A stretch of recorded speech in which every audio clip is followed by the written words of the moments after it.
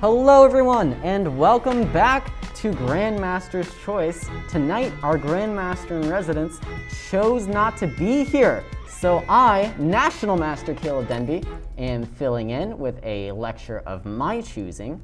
And tonight, I want to talk about a topic that goes really all the way to the top of chess. You know, this is how games get decided at every level of chess, Magnus Carlsen included. It's about decision making. You know, you can calculate to the best of your abilities, you can find the truth of the position, but then it doesn't matter if you make the wrong decision at the end of it. And so with that in mind, we're going to look at a few of my games tonight, actually, and I'm going to talk about my decision-making process and why sometimes it works and why sometimes I end up at the wrong decision, just as we all do. So to do that, I'm starting with this game I had against International Master Safal Bora. Strong International Master Safal Bora. I played this game in the Chicago class of this year, so not too long ago, and I was kind of unhappy with this game after it happened. So let's see what it looks like here. So I start with d4. We get knight f6, c4, g6, knight c3, and d5. So it's a Gruenfeld. And believe it or not, I had done 10 minutes of prep before this game, and I saw that Safal Bora tends to play the Gruenfeld quite a lot, so I was ready for it. I play one of the main variations, where I take on d5, take on d5. Of course, the downside to the Gruenfeld is that white gets to build this nice strong center. Take on c3, b takes c3, bishop g7, bishop c4, and now, of course, the upside of the Gruenfeld is black is going to get a lot of pressure on the dark squares in white's center. So black does so right away with c5. We get knight e2, knight c6, piling on the pressure, bishop e3, castles for black, and castles for white.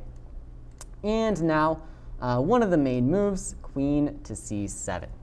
So the point of white's opening is that by bringing this knight to e2 rather than f3, we are still able to support this dark square, d4, in the center without having to worry as much about the move bishop g4, because we can simply kick this bishop away now with f3. You know, compare that to if the knight were on f3, then we would have real problems defending the dark squares in the center here. So that's why bishop g4, while it is one of the main moves still, is not as powerful here, and why my opponent chose to go queen c7.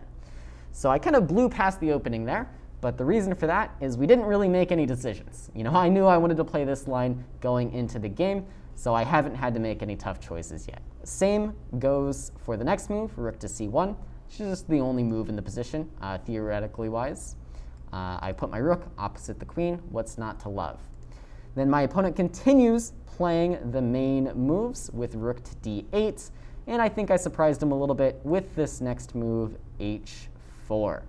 So what's the point of h4? Well, I actually had all of this prepped going in.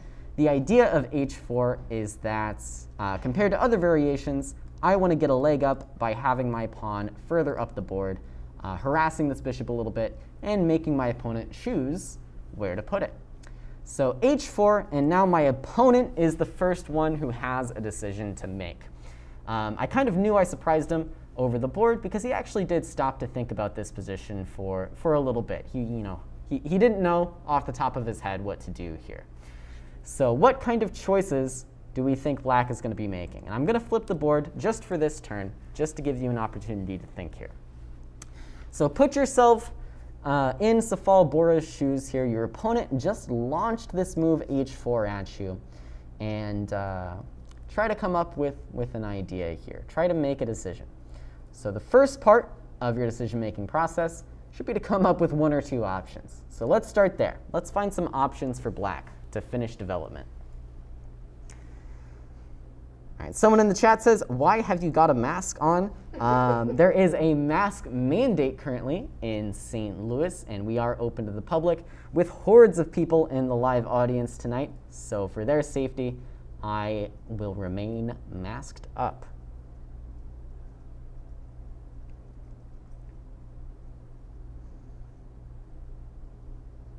All right, Joe Bruno mysteriously says e-file. don't know the meaning. Maybe he means D file, but I still don't know the meaning of this. Oh yeah, hordes of people. I'm surprised you can't hear the crowd over there in the chat room. So the chat is giving me some one move suggestions, which tends to be what the chat does. But to get the most out of it, you want to be thinking as if this were your own tournament game. That's the way to approach getting better at chess through these lectures. You want to really take it seriously. Try to put that kind of pressure on yourself where any decision you make could be the end of the game, could get you a horrible position, and that could be the end of the story for you. So first things first, you want to look at some of the normal ideas. So what are the normal ideas here? One is to go knight a5 and c4. This is definitely one idea. Another idea is to play something like e6, try and prevent white from playing something like d5. Maybe we can go b6 and bishop b7, finish our development over on the queen side of the board. And now you really just have to decide between these options. So we've come up with a few different options for black. We have this knight a5 and c4 plan, trying to shut this light-squared bishop out of the game. We have this b6 and bishop b7 plan, just trying to finish development. And we have something like e6, keeping things a little bit more fluid and just meeting white in the center, trying to meet white in the center. Maybe another plan I failed to mention would be e5, trying to really clarify things in the center. So that's what I want to talk about tonight. First things first, you come up with your options, but then we have to figure out what's the difference between all of these and how do we decide. So, of course, the tool that helps you make decisions in chess is calculating. You want to use your calculating abilities to make these decisions. But I want everybody listening to understand that calculation is not enough in this instance. Calculation is a tool for decision making. So you can't just calculate, get to the end of your calculation, say, yeah, that's fine, I'll play that. You want to calculate your different options, and then the real trick, and what we're going over tonight, is how to decide between them. So let's spend some time calculating here. So if I go knight a5, I would argue this is maybe the most natural option. Then white, of course, is going to want to save this bishop. So bishop d3 makes a lot of sense. Then let's say black plays something like c4, forces this bishop even further back.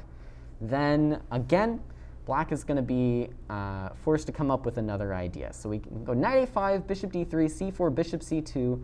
Then it's black's turn again. So if you want to play knight a5, you should really have another move after this, and then a justification for it. So how do we continue in that position? Well, maybe you can think you go e5, e6 there, maybe you go b5, and long term, you want to set up with bishop b7 and a6, and attack white's center. So that's one option. You can go knight a5, bishop d3, c4, bishop c2, maybe b5 or b6, put this bishop on b7, and go after white's center on the light squares. So that's one plan. Now let's think more about e6. What is our plan going to be if we actually play this e6 move? And I'll ask the chat this one. What is our idea with e6?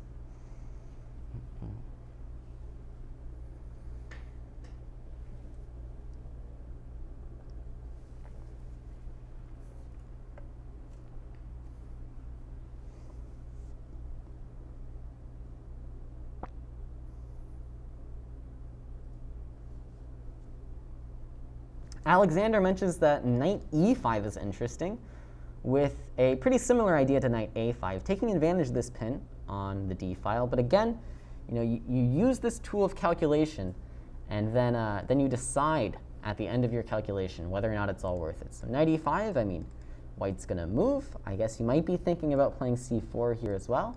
You bishop back to c2, and then you can look at something like knight g4, see if that gets you anywhere. But actually, now that I'm calculating, maybe bishop f4 could give you some problems here. So this is how the thought process tends to go in games. You look at these different ideas, you calculate them, and if something seems reasonable, the hard part is deciding between which one.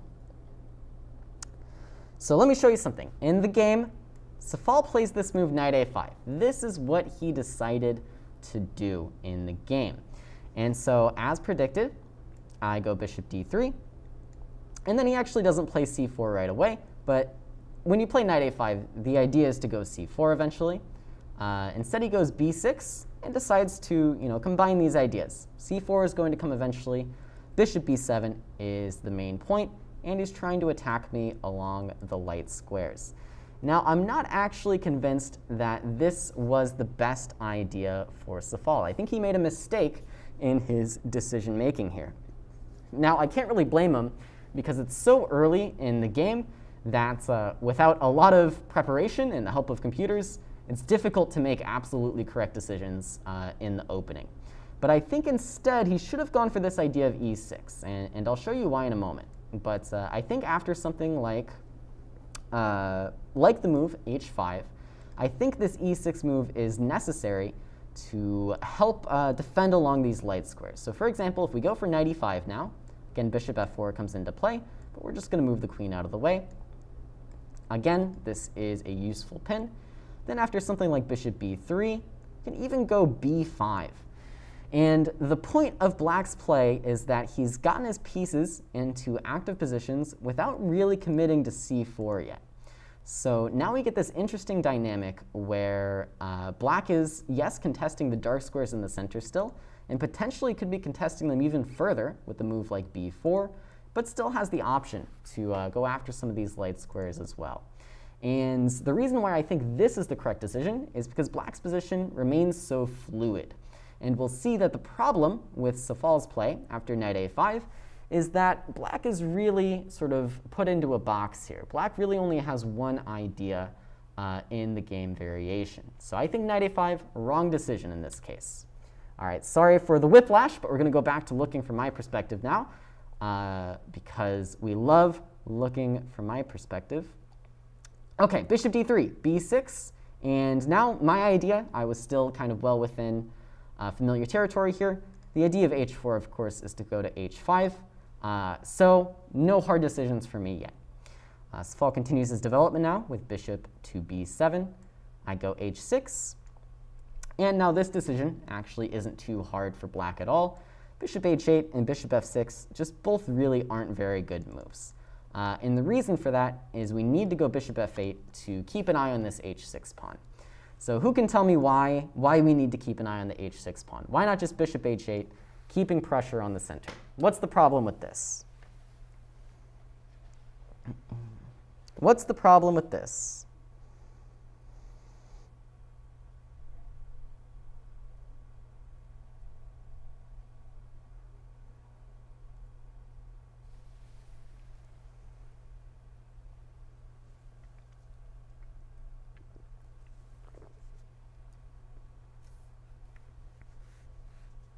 Nobody knows. Nobody knows the problem with bishop h8.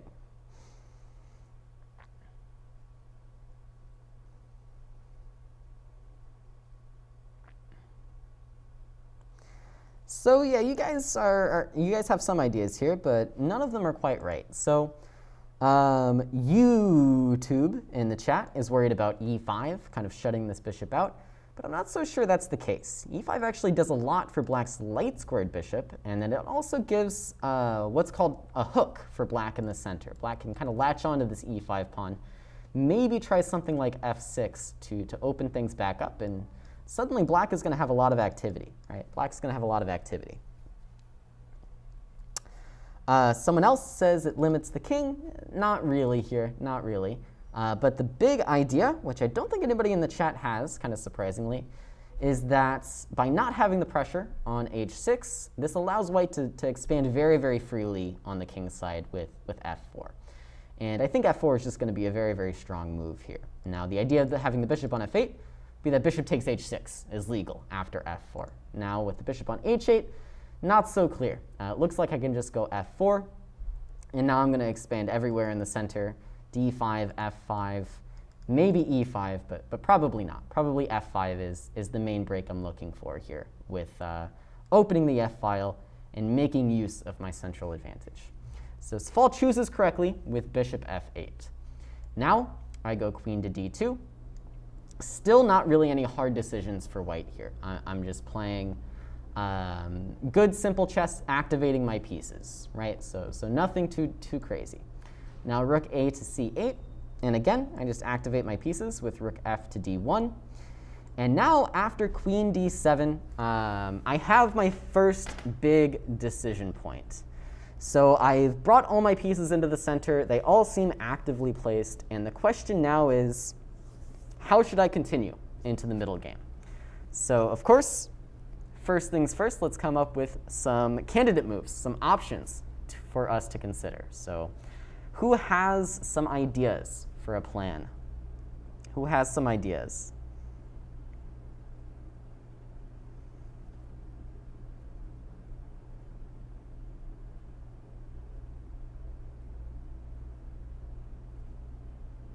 So supporter of peace is still potentially saying e5. Alex says d5, the other pawn push in the center.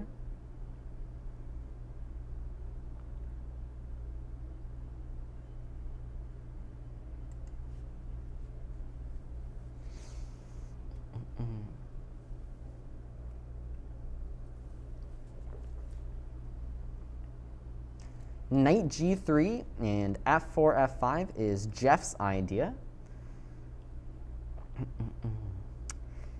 And yeah, this is sort of the problem in the position for white is we would love to go f4, f5, but because Safal has made this good decision to put the bishop on f8, it's always going to come at a little bit of a risk. And that risk is that we're losing a pawn. I'm not saying it's unplayable, but I am saying we're losing a pawn. And it's important to be aware of this when suggesting these kind of knight g3, f4, f5 ideas. Oh, well, sorry. Can't take yet, but for example here. Got to be careful about this h6 pawn. So why not e5? So e5, you don't have to calculate very hard to see why this isn't such a great move. Black can simply play e6. Probably the most natural move, just stopping any further pawn pushes. And now all of a sudden, Black's bishop on b7 is very, very active, and Black still maintains a lot of pressure against this d4 pawn. And in fact, given another move here, let's say f3 to try to stunt this bishop, Black is probably just going to take this, open up the c file, and not be very unhappy with his position at all. Bishop d5 even, and I would much rather have Black in this position. So e5 definitely not going to be it. And again, the problem with knight g3 is that maybe Black is going to play something like e6, just contest or control for the d5 square. And I'm always going to be very hesitant to play this move f4 because this h6 pawn is just going to fall. So we use the tools of calculation. We calculate that knight g3, f4, f5 might not be so good because we lose our h6 pawn. We calculate that e5 might not be so good because after e6, then Black has ideas of taking on d4, planting a bishop on the d5 square. And we calculate that after d5, well, what's going on here? What's going on here? Because intuitively, it looks very, very good for white. We stunt this light squared bishop for Black. We keep this knight on a5 out of the game. And it looks like Black is on the back foot. But we still have to calculate. So of course, what is Black's idea after d5? What do we have to calculate here?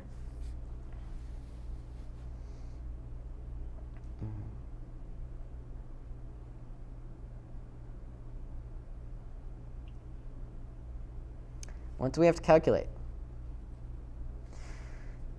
So yeah, you guys in the chat are right. e6 is the critical idea to look for against d5. Again, much earlier when e5 was suggested, I mentioned that f6 might be a good way to latch onto the hook on e5. And same with d5. e6 is going to be the main thing to look out for. Now, of course, calculating, we can see a very strong response to e6 if Black were to try it right away. That, of course, is the move c4. And now our pawn structure is just way too solid. This bishop has already been ejected from the h8, a1 diagonal, so it's even stronger than it would normally be. This knight's out of the game, the bishop's out of the game, and taking doesn't really accomplish much of anything here for Black. So, of course, the idea must start with c4, as someone else in the chat mentioned. And now we have to think about the ramifications of e6. So this is where calculation comes into play. You see the balance. You use the tool of calculations to make informed decisions in your games.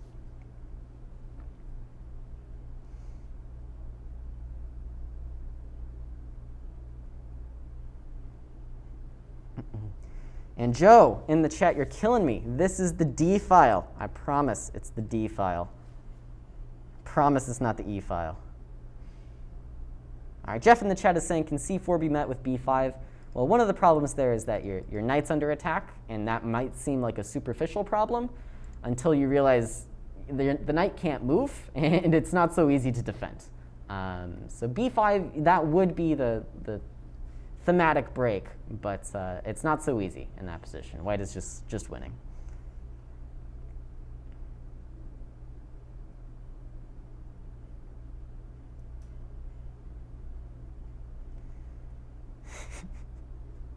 Joe's really sticking with his E-file storyline here. Really sticking with the E-file story. Trust it.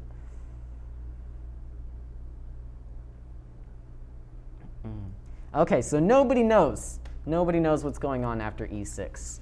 So this is where calculation is really, really, really important.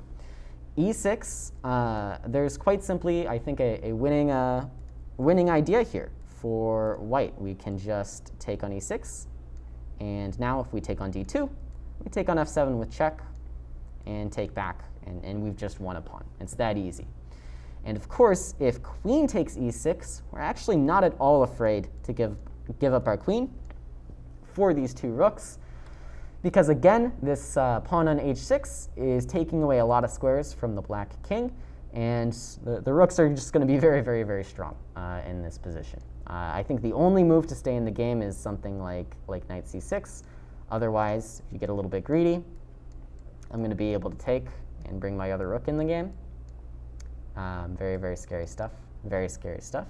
Maybe even rook a8 with the similar ideas. And knight c6, I'm going to go knight d4. This is an important move, forking the knight and the queen. And here, the problem for black, again, is just that this pawn takes away so many squares. I have total control over the d file, and white, I think, is just winning here.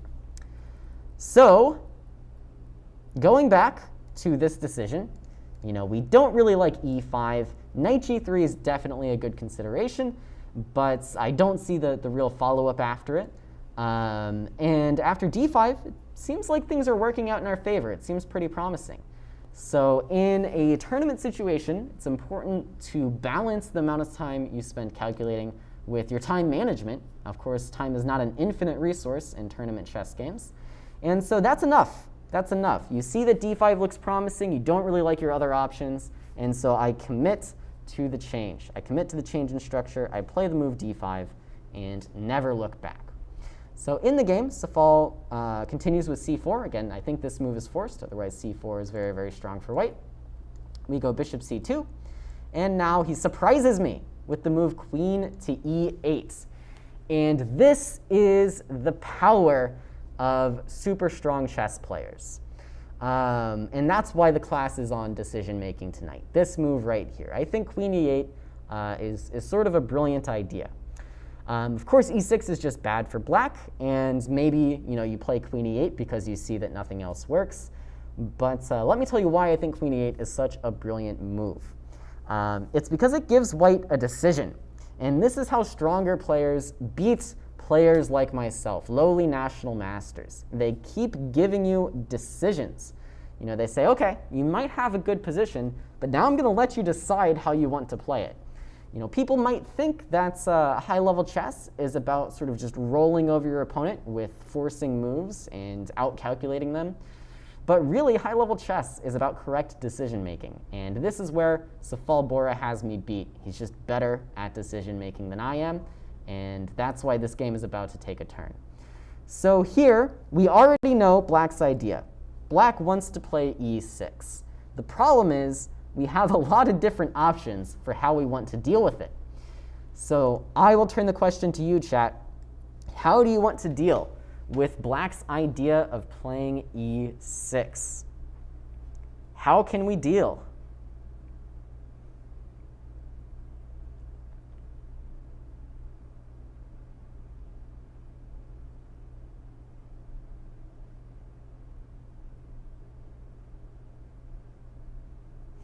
Someone also mentioned that bishop g5 is an important idea. I think they were mentioning it in the event of e6 rather than queen e8, but that remains an important idea here.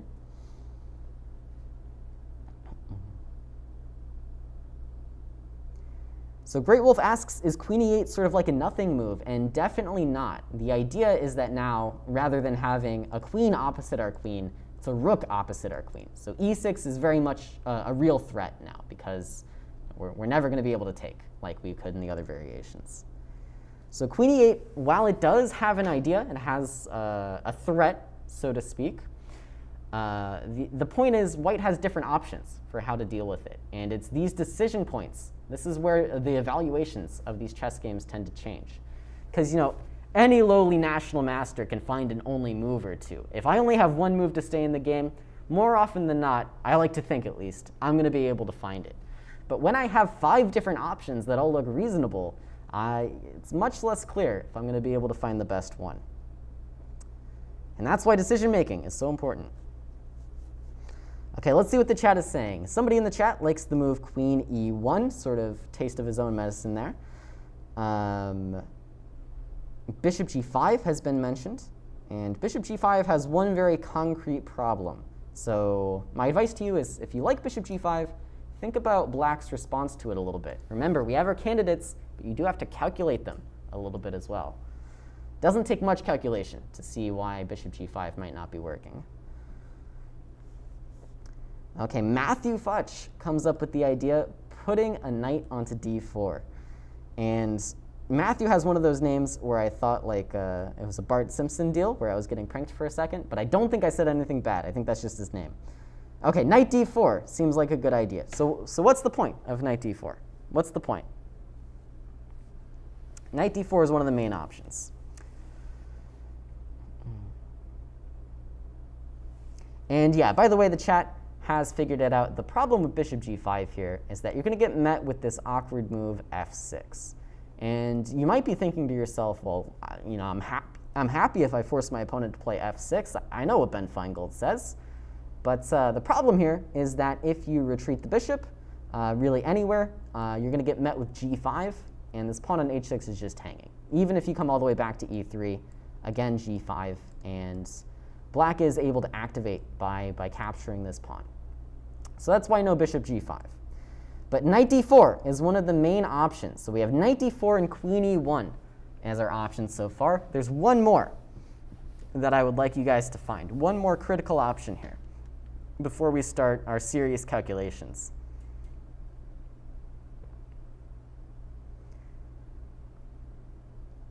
One more important idea. Someone says queen d4.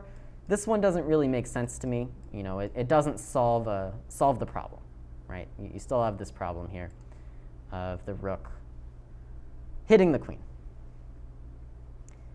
So yeah, Joe Bruno has the last idea, although he insists that this is the e file. I promise it's not. He says bishop e4. Of course, he means bishop d4.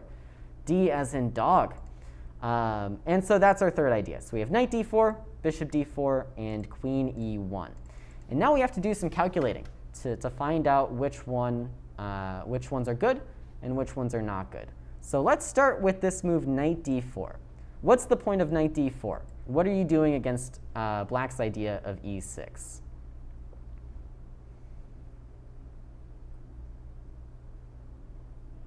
What's to be done here?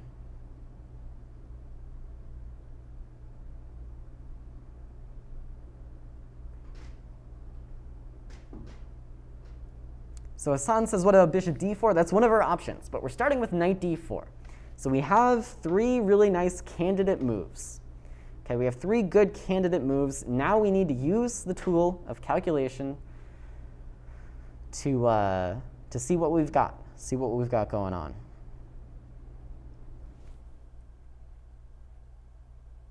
Okay, someone says bishop g5, but okay, just so you guys know, whenever you play bishop g5, I'm playing bishop e7. So you can't end the line there. Can't really end the line there. Of course, I mean after e6. Otherwise, f6 would be strong. But yeah, bishop g5, bishop e7, and not too much is different. Not too much is different. Not saying it's a bad move, but it's not the end of the line by any means. Okay, YouTube says just take the pawn, so black takes back. I mean, give me more, give me more.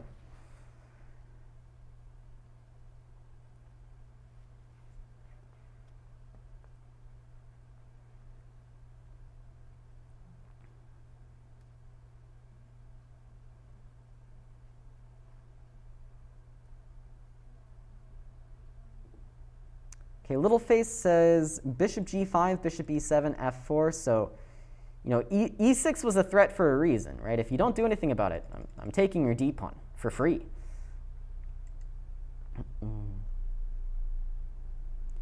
So Harsh Dwevedi says that we should take on e6 and then just go queen e2 unpinning. So that is a reasonable place to stop calculating. But when you stop calculating, you then have to evaluate the position. So let's say, you know, we go, remember, we're thinking from here, by the way. We're thinking from here. So we're saying knight d4 is one of our big options. And then our idea is that if e6, we take on e6, f takes e6, and then we go queen e2. So the question is, how much do you like your position after queen e2? Do you like it a lot? Do you like it a little? Do you not like it at all? How do we feel? That's the last step in decision making. You can calculate until there's no more threats in the position. But then you have to decide how much you like it. And that can be the tricky part.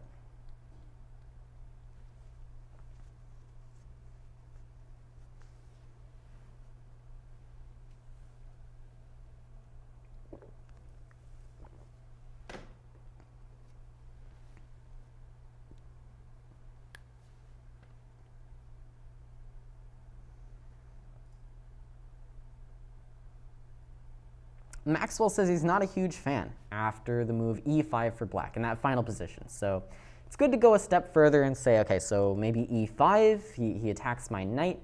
Looks like knight f3 is the only move there. I don't see any other squares for the knight. And then we have to evaluate again. So how do we evaluate? Harsh Dwevedi likes it a lot for white.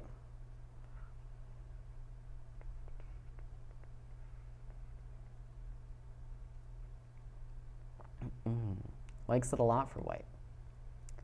Okay, so the thing is, let me tell you how I like to evaluate positions. And, you know, I'm no international master Safal Bora, but the thing to do is to look at, you know, yes, specific moves in your calculations, but also when you're getting to the end of your line, you just kind of want to evaluate. Okay, so let's take stock of things in this variation. I'm going to go ahead and put it on the board for you guys so you don't have to visualize quite so much. So we're saying e6, d takes e6, f takes e6 is really the only move.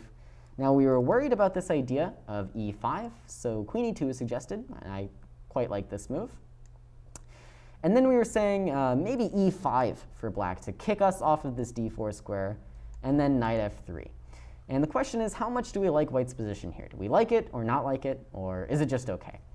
And the thing is, in the game, I was not really thrilled about this variation. I actually did get this far calculating in my head. But remember, calculating, it's just a tool. You also have to evaluate and decide on your positions, or decide between your lines. So why didn't I like this so much for white? Well, I thought by getting rid of my d5 pawn, black would be able to pretty easily reroute his pieces back into the game. And this was my main concern with going for this position. I thought that, you know, black is going to be able to play something like bishop c6 and knight b7 and bring this knight maybe out to d6. And with these ideas in mind, he's just doing okay. Like, I didn't see any reason why it should be too much better. Yes, this e5 pawn is probably a target. Yes, I have some space on the king side, but I didn't really see how to make it work. So that's why I kind of decided against this line with knight d4. I got the feeling that maybe white should be slightly better, but when I was evaluating at the ends, you know, I saw a clear way for black to get into the game, and I wasn't so sure how to continue with white. So I saw knight d4, I calculated it, I wasn't super happy. So let's talk about a different line then. Let's talk about queen e1. Is this the answer that white is looking for? So let's calculate now, a little bit after queen e1. What are we doing against black's idea of e6? This is really black's only idea, I would argue. So what's the plan here?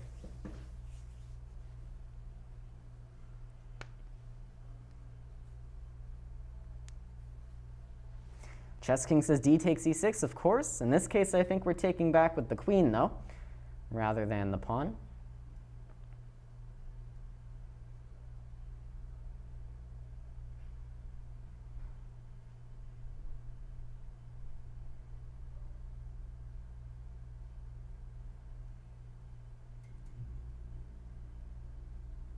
Maybe now f3, says Chess King.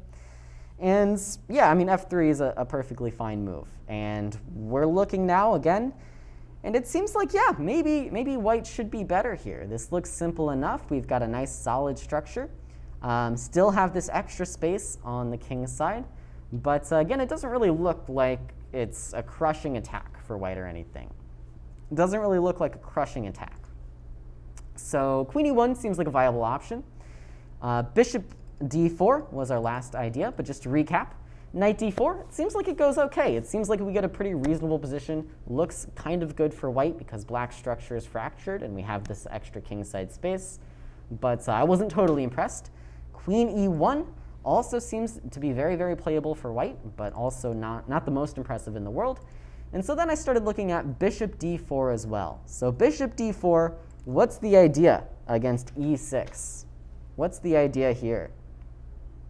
And while Jamie is ahead of me in the chat, he says queen f4, bishop e7, d takes e6, d takes e6, queen e5, with some nasty ideas. And this was what I was thinking in the game. I was calculating this, and I was starting to think, hey, maybe I'm just kind of winning the game. I don't even think you need to go d takes e6, by the way, just queen e5 here. And it's looking pretty nasty for black, if I do say so myself. So I was calculating bishop d4, and I saw that e6 was no longer a good move. And in my mind, sort of thinking e6 was all black really had to go for here. So in the game, I calculated bishop d4, and I was thinking now black has to go e5, otherwise queen f4 is just a very, very strong move. And I thought it would be very, very clever here to just retreat my bishop. And what was the point of everything? Well, the point is black no longer has this idea of playing e6 because the pawn is on e5. Then my pawn on d5 is going to be there forever and ever, and it's going to lock these black pieces out of the game. I'm going to have a very free hand on the king side of the board, and I thought that I was going to be cruising in this variation. So in the game, I actually spent quite a bit of time after queen e8, and I decided to play bishop d4. Now, who in the chat wants to tell me how wrong I am? Because I was so wrong in the game. So, spoilers, if you want to try and find the correct answer yourself, try to find out why bishop d4 is wrong, go ahead and pause the video. I don't often say that anymore, but this is a really interesting position, I feel. But of course, that was your spoiler warning. Knight d4 is going to be the best option for us here. And the reason for that is just because in the exact position we were talking about, here, there's just too many weaknesses for black to comfortably deal with here. Like, you know, maybe you're going, let's see, what are you even playing here? It's tough. Let's say you go bishop c6 after all, trying to go for these kinds of ideas. I'm just going to play knight h2. And I think someone in the chat mentioned this idea. And now the point is we're coming into g4. The king is looking very, very unsafe on the g8 square. And we're going to have a pretty comfortable game attacking on e5. And just when the moment's right, we might even consider playing f4 to really break things open in this game. But just for example, one line might be queen g4, queen e6, queen g4, rook e8, queen h4. And, okay, maybe queen g3 first to stop bishop e7.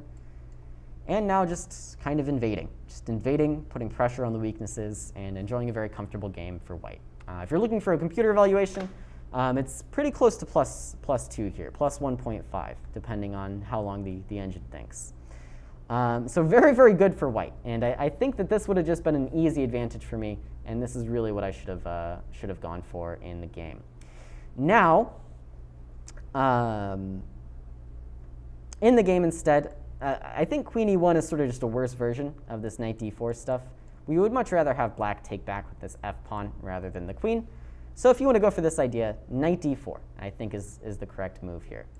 Now, there is sort of a move that I didn't mention, which is this f4 idea. Turns out this move might be quite good as well. e6 is strong, but then we're going knight d4 again, and things get really, really messy here. But this might also be good for white. However, I think kind of by far this is the least human approach, because just giving up this h-pawn doesn't feel like the right track. And then e takes d5, and you have to go e5 here. We're sacrificing a lot of pawns as white. We're sacrificing a lot of pawns. Even though it is still good, it's a lot of pawns to sacrifice for no reason. So knight d4 is my pick for the best practical move. Instead, of course, I play bishop d4 and go bishop back to e3. And I missed my opponent's super strong idea here. So if you want to try to find it, go ahead and pause. But we are moving at a snail's pace, so let's keep things moving. Of course, black is just going to play the strong move f6. And I missed this in the game. I didn't really see that black could play f6 here, with the simple idea of playing g5 and capturing my pawn on h6. So turns out my h6 pawn is just going to die now because I did not go for this knight d4 idea. So sad. So since my h-pawn is dying anyways, I decided to get some counterplay in the center with f4. We get bishop takes h6, f takes e5. These decisions weren't too hard for me in the game. This is sort of the only natural way to play.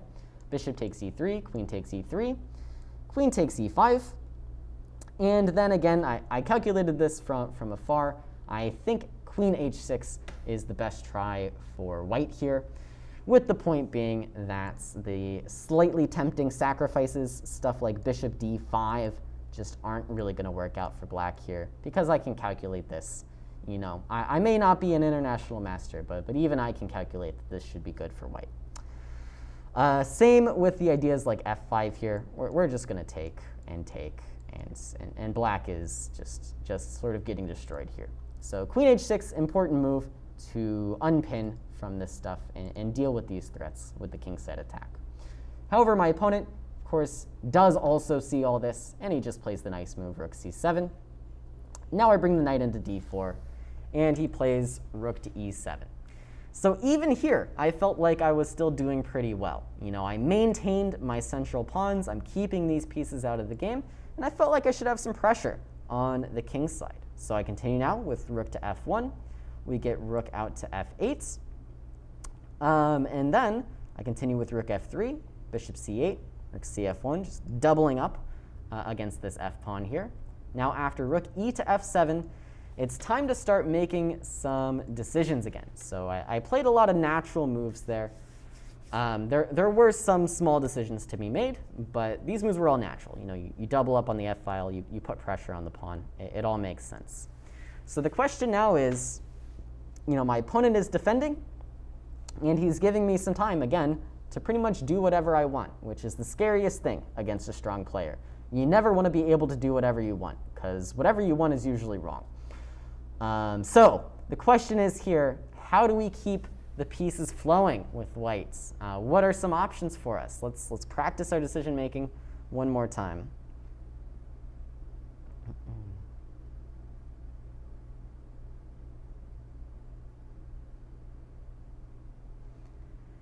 And wow, the chat room still just doesn't seem to realize that there are ones of people in the room with me.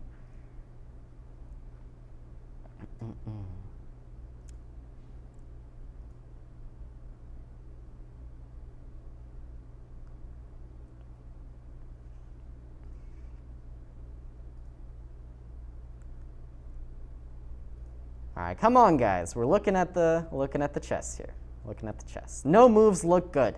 That's unfortunate, Jordan. That's unfortunate. And it turns out that, you know, white really isn't better anymore. In the game, I felt like I might be better, but I was wrong. It's just equal. Chess is a draw. Joe's ready to resign. Feels bad. Nobody believes in my position.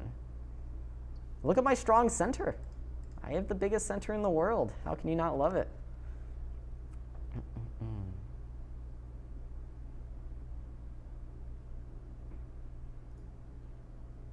So Great Wolf is on the right track here. He says pieces look good except for the bishop on c2. And that's really why white isn't better in this position. So I was thinking along the same lines. So we have a goal in mind. Our goal is to improve our bishop on c2. Now the question is how? And you know, the answer I came up with was very, very wrong. And that's why I end up in a worse position. The question is how? So let's come up with some candidates for how to improve this bishop.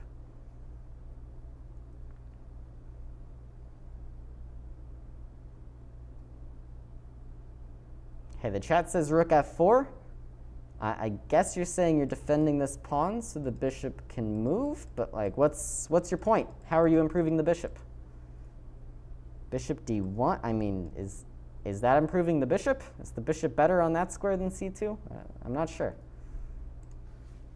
It needs to contribute to our attack somehow. It needs to contribute to the attack. Okay, rook e3 has been suggested. So what's the idea of rook e3? Okay, Harsh Dweveldi says rook f4, knight f3. I think you might lose a pawn there, though. Got to be careful.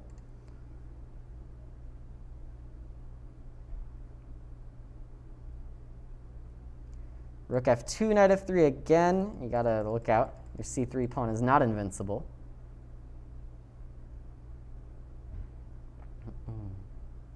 So the correct idea here is, in fact, this nice move, rook to e3. This is how white can stay in the game.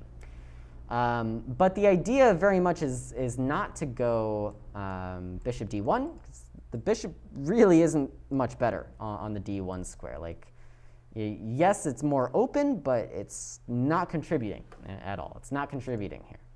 So our idea is to sort of combine what some other chatters were saying and now go with knight f3. Point being that our rook is helping to defend the pawn on c3. And now, after the queen moves out of the way, of course, what's our idea here? What's the point? How does this help us improve the bishop?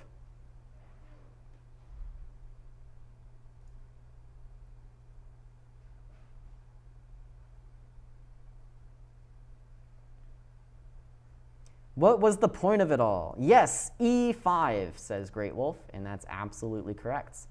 We want to go e5. We want to rip open this diagonal and activate our bishop like this. Now, we do have to be a little bit careful. There's no capturing this pawn or anything. Even with the rook, I think you run into some problems. But you can't just go rook e1 here. And now the point is our pieces are coming to life here, coming to life. Our bishop is finally on a nice open diagonal, and we can continue the attack. Now, unfortunately for white, black's pieces are also pretty active, and he's defended well. He's got the open f-file. He's got this open diagonal over here. And the knight is ready to come back into play as well. So a balanced position. But this was the correct idea, the correct way to activate the bishop. And I actually did see this in the game. But in the game, I thought that maybe I could have even better. Of course, I was sorely mistaken, and my idea was to go with queen h4, bishop d7, rook g3. And now after knight b7, finally bringing this knight into the game, I wanted to crush my opponent with knight to f5, the killer move, knight f5. And what's the point? The point is we come rook f5, and after the queen moves, we push through with e5. And I calculated all of this, and I thought that this position would be better for me when, of course, you know, as I was playing it over the board, I started to realize, you know, things were actually fading quite fast for the white pieces here. This was just the wrong way to go. So again, my opponent made me make multiple difficult decisions this game. The first one being this choice, what to do after queen e8. I failed that test, so my opponent got an equal position. And then finally here, I failed the test of how to activate my bishop. I make the wrong decision, and that is why Safal Bora ends up with a very good position in this game. Let's see how it happens, though. So e5, f takes e5. What else for black? I go rook f to g5, and I thought that this looked kind of scary for black with all my pieces bearing down on the g6 pawn. But he stays cool, calm, and collected, just plays rook g7, defends against the threat, and now I'm really running out of ideas. In the game, I tried to take on c4, but now black's pieces are active, and he again shuts the door on my bishop, and now it's very, very clear that black is just winning in this position. Not much left to do. In the game, I tried rook 5 to g4, then queen e5, rook e3, trying to take this pawn. But after h5, I'm actually kind of forced to give up the exchange here. If I try to go something like rook h4, rook g to f7 is just already so bad for me. Like rook f1 is kind of coming, and it's just not pretty. It's just not pretty. So I give up the rook, and then lost this endgame sort of without a fight. My opponent's strong enough that I'm not going to give him any trouble here. Tried one last trick here. Bishop takes g6, but of course my opponent saw it all coming, has the nice move, king h6, and then I resigned in either this position or this position or this position. I don't remember. So what was the point of this long game? Of course, we spent quite a long time on this game, but the point is you see where the evaluation starts to flip. It's not because my opponent made some crazy strong move. It's because my opponent played a very flexible move. Queen to e8, is saying simply, I want to play e6, and it gives me so many options. I have so many different options to choose from. And now the reason my opponent is higher rated than me is because he can select between those options more accurately. He can calculate more accurately, evaluate more accurately, and make that decision more accurately. So that is the thing that you really need to train to get much, much better at chess. It's this decision-making process, being able to calculate, evaluate, and decide between your options all in a timely manner. Not an easy feat. So again, this position, very, very difficult decision. How do we continue? How do we stop e6? And then again, all these moves were great. This position, how do we activate this bishop? The correct way is to go rook e3, knight f3, and attack down the center. And my way, just total failure because it gives up too much. It just gives up too much. Giving up the e-pawn for a e-nothing attack on the king's side. And then my opponent quickly and decisively takes over the game. Okay, so questions on this game and on decision-making in general. We do have a few minutes left, so I might show you one more position. But questions on this?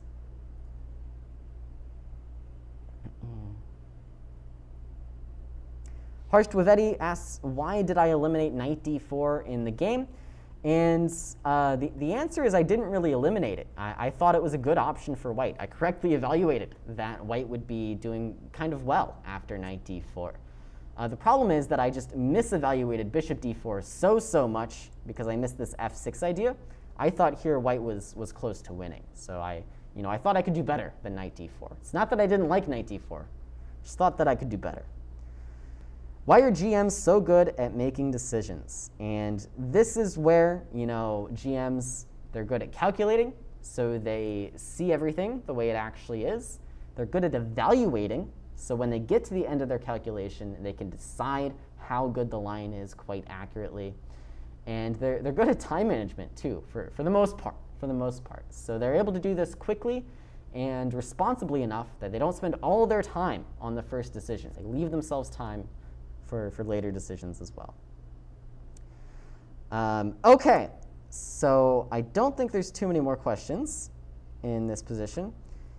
So I'm going to show you one more thing at the at the dismay of producer Ben Simon. So I want to show you this much lower quality game compared to the one that I just did against a select chess student. So of course we have a select chess program at the St. Louis Chess Club for talented youth in the area who are interested in chess. And I played a nice training game against one of the students recently. And we had this position. So the question here is, how do we want to continue with white? There's actually quite a lot of options. And in the game, I found it quite interesting because I made definitely the wrong decision. So this is the puzzle I'm going to leave you with tonight. So for those of you at home, go ahead and pause, get a good feel for what's going on in this position, and see what you can come up with. And for those of you watching live, take just a minute or two here.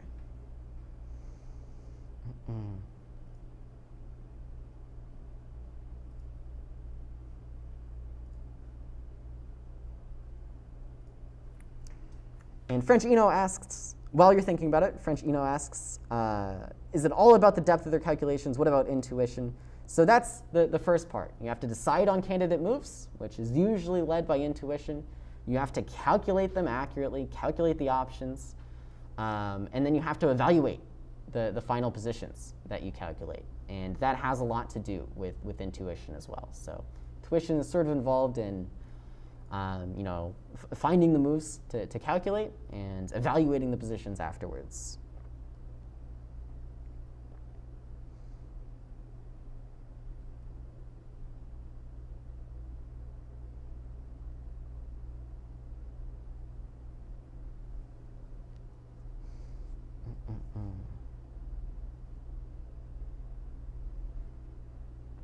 Okay, so everybody and their grandmother wants to play the move c5. And this move, I think, is quite bad, actually. This move is not so good. Now, why is it not so good? Well, black's going to move out of the way. If you try to go b4, I might just go a5. And you might have some very serious trouble here down the a file. A3 is not going to quite work out for you. If you think you're getting away with playing b5 here, that might be true. Now I'm going to go knight c6. And this e5 move might pack a punch. You might regret having this weakness on c5. And maybe even better than e5 is just going to be the simpler way of playing with b6. So got to be careful with this c5 move. You don't really want to let up on the tension on the d5 square. So aside from that, I'm getting a lot of single move answers. And some of them are even correct.